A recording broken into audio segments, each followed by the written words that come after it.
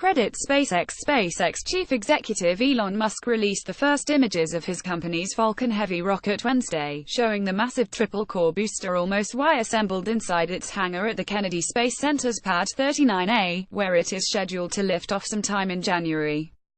The three images posted on Twitter show the Falcon Heavy's 27 Merlin 1D engines mounted on the back end of three modified first stages from SpaceX's Falcon 9 rocket. The kerosene-fueled engines will generate up to 5.1 million pounds of thrust during launch, the most power produced by any rocket departing Cape Canaveral since the Space Shuttle. The Falcon Heavy's three first-stage boosters and second stage have been assembled inside the SpaceX hangar in Florida in advance of rollout to Pad 39A and a hold-down firing of all 27 main engines in the coming weeks. Launch will follow sometime in January, assuming the ground testing goes as planned. Musk announced earlier this month that the inaugural Falcon Heavy rocket will carry his midnight Cherry Tesla Roadster playing Space Oddity on an escape trajectory from Earth into a heliocentric solar orbit that will reach as far as Mars. "I love the thought of a car drifting apparently endlessly through space and perhaps being discovered by an alien race millions of years in the future," Musk wrote on Twitter. Ground crews will install the Tesla inside a composite payload shroud on top of the rocket to complete assembly of the Falcon Heavy. Credit SpaceX. The Falcon Heavy's first flight will use two side-mounted boosters recovered from previous Falcon 9 missions, and a newly built central core specifically designed to handle the more intense aerodynamic and structural loads the huge rocket will encounter in flight. The two side boosters first flew from Cape Canaveral last year with the Tycom 8 communications satellite and SpaceX's ninth resupply mission to the International Space Station, landing at sea and back on Florida's Space Coast after boosting their payloads toward orbit.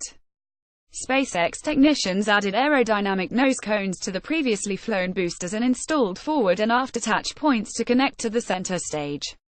Musk downplayed expectations for the Falcon Heavy's maiden mission in July. "The amount of load you're putting through that center core is crazy because you've got two super powerful boosters also shoving that center core, so we had to redesign the whole center core airframe," Musk said. "It's not like the Falcon 9 because it's got to take so much load. Then you've got separation systems. After completing their firings, the side boosters will shut down and jettison from the core stage, flip around and thrust back toward landing pads at Cape Canaveral Air Force Station, returning in formation for nearly simultaneous two counts on two concrete pads a few hundred feet from the beach. The center stage will throttle up and burn its 9 engines longer, heading for landing on SpaceX's offshore recovery platform in the Atlantic Ocean while the second stage into orbit. The second stage will continue towards space, accelerating the mission's fanciful turned-real payload away from Earth. The Falcon Heavy will weigh more than 3.1 million pounds (1.4 million kilograms) while loaded with kerosene and liquid oxygen propellants and stand more than 229 feet 70 meters tall. According to SpaceX's website, the Falcon Heavy can deliver more than 140,000 pounds (nearly 64 metric tons) of payload to low Earth orbit, a regime a few hundred miles above the planet, or 37,000 pounds (nearly 17 metric tons) on a trajectory toward Mars. "The nice thing is when you optimize it, it's about 2.5 times the payload capability of a Falcon 9, Musk said.